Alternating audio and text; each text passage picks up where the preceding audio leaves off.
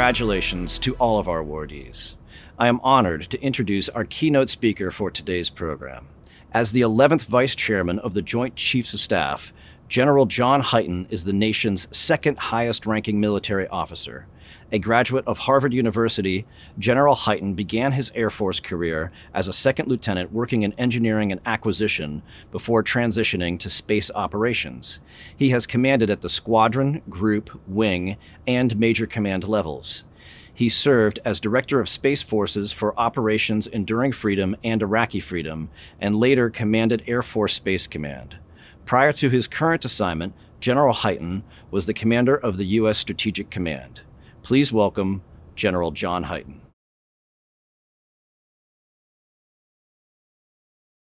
Good evening, everyone. I'm General John Hyten, Vice Chairman of the Joint Chiefs of Staff, and this is not the way this was supposed to happen.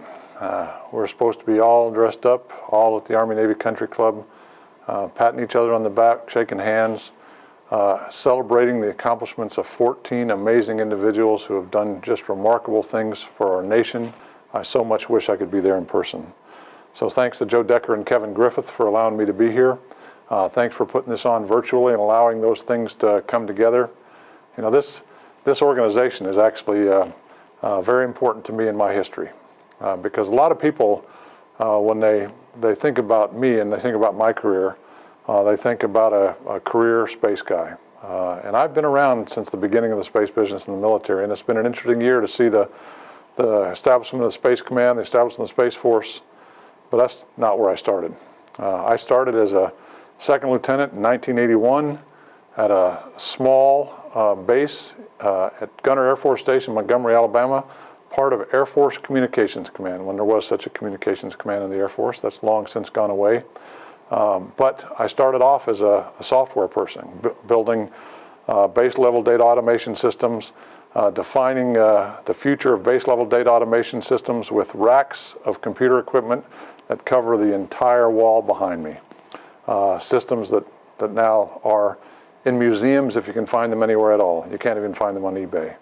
But I started off in this business. I studied computer science in college. I was a software guy. I did software when I first got in the space business as an engineer.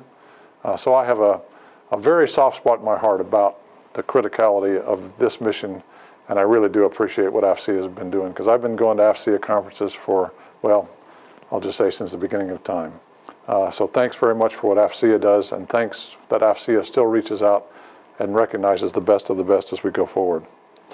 Now, I said earlier I talk about common electronics, and I talk about the digital age, and I talk about the cyber age that we're in right now. And I tell you what, all of those terms are overused and in many ways not fully sufficient. When you think about where we're going in the future, it is all going to be critical to look at the digital element of our enterprise. Digital being defined as data and software, and how all those things are brought together to create combat power for our force, and maybe more importantly, how we attack our adversaries' capabilities in those same areas. That's going to be the critical piece of the puzzle as we go forward. So when you think about the future of warfighting in the United States military, you think about the joint force of the future. We're working right now to deliver by the end of the year a new joint warfighting concept. A new joint warfighting concept that will embrace everything that you do. And in the award recipients we have tonight, we have somebody from a Marine regiment. We have somebody from the Ranger Regiment.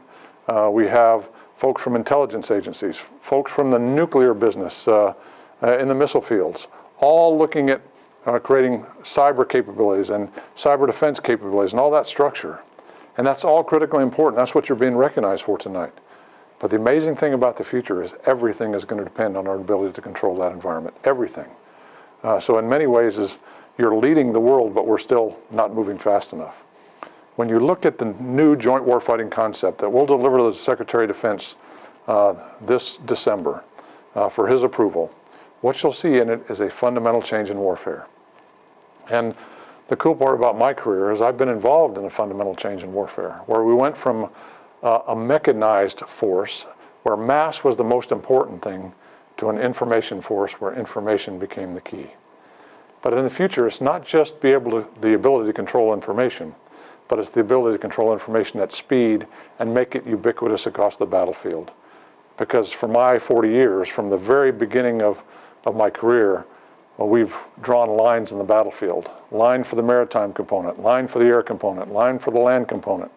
And we said, okay, here's the forward edge of the battle area. Here's the fire support coordination line. Here's the forward line of troops. And he said, this is the line. Don't cross that line with fires. Don't cross that line with troops. Don't go here unless you're authorized to do so. That's the way the entire structure. And if you look at our joint doctrine today, you will find exactly that concept. You look at Joint Pub 3-3, interdiction. You'll see all those elements defined. You'll see maps where they draw lines and everything on the battlefield. The joint warfighting concept of the future will have no lines. No lines. The land component can defend themselves, or they can attack deep against the adversary. The maritime component can defend the carrier strike group or take the same platform and strike deep. The air component can do the same way, and one of the interesting things is we'll be able to attack from space, and we'll be able to attack from cyberspace. Kinetically, not kinetically, those things are still to be determined, but we'll be able to attack non-kinetically for sure, and we'll see how the kinetic piece works out as we go to the future. But what is the key to all of that? Everybody focuses on hypersonics as the key to everything. Everybody focuses on how do we do long-range strike? How do we integrate that long-range strike? How do we supply the carrier strike group? How do we defend the carrier strike group? How do we defend air bases? How do we defend forward forces, whether it's Marine or Army? But the real key is how do we share all the data that is out there? The data from every sensor on the battlefield, every sensor in space, every sensor on every ship, every sensor on every airplane, whether it's an F-35, an F-22, a next generation plane, how do we take all that data and integrate it all together? That is the key to the future. That will enable us, that will enable the joint warfighting concept, that will enable the elimination of lines on the battlefield, because we'll be able to strike from anywhere at any time of our choosing. But in order to do that, we have to figure out how to command and control across multiple domains. And that means everybody has to have access to the same data. That's why joint all-domain command and control is going to be the key as we go to the future. When I think back to the beginning of my time in the Air Force, when I started, we only had C2. And then we had C3. And then we had C4. And then we had C4 ISR. Now the Marines have C5 ISR. I wish all that stuff could be eliminated. We just have command and control. Actually, maybe it's just command, because the control element is now going to be distributed through everybody. And when that happens, the power of the United States is going to be incredible. But the question is not just how do we do that in the United States, but how do we bring our allies along at the same time? That is going to be a huge challenge, because if we have allies that are along with us all the way and they come into the coalition in some kind of future conflict, the power that we create with our allies will be so powerful that no adversary will ever attack us. But if we have to draw lines in the battlefield for any ally that comes in, well, we just defeated the entire purpose of the new joint warfighting concepts. We've eliminated the ability to integrate all our long-range fires. We've eliminated the advantages of joint all-domain command and control and joint logistics. The whole joint warfighting concept falls apart. So we've got to figure out how to bring our allies along at the same time. And that's what we're trying to do. This is going to be the challenge of your generation. This is not the challenge of my generation. I've been lucky enough to watch the invention of GPS and the advent of GPS on the battlefield. I've been lucky enough to watch information warfare go from a concept to network-centric warfare to really just the way we fight. But our adversaries have been watching exactly the way we fight. They've been watching that for 20 years. While we've been focused on violent extremism and fights in Iraq and Afghanistan, our adversaries have been focused on us. And if you look at the capabilities they developed, they're focused on our advantage. How do they defeat the United States concept of information warfare?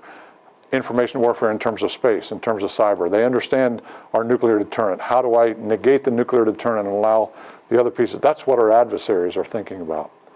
We have to make sure we can stop that. And the only way to stop that is speed. Speed comes from ubiquitous data available to whoever needs it whenever they need it, and the ability to command effectively at the time and place of our choosing. When we do that, everything changes, and we maintain our position of dominance as the greatest military the world has ever seen.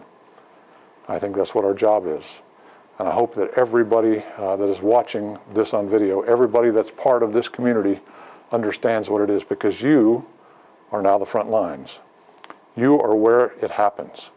You have to understand that.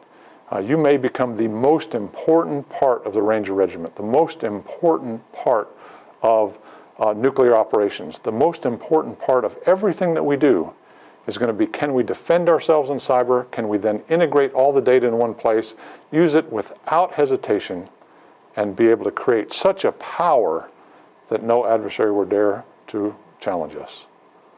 That's the ultimate deterrent. Certainly backed by nuclear weapons, but deterrence is so much more in the 21st century than nuclear capabilities. This is what we have to do. So, in the not too distant future, I'll be retired, sitting on a porch in Colorado, cheering you on. But I hope you embrace the concept that you are the front lines. It is the most important things. Thanks very much. Congratulations again for your achievements, but realize we still have lots of work left to do. Good night.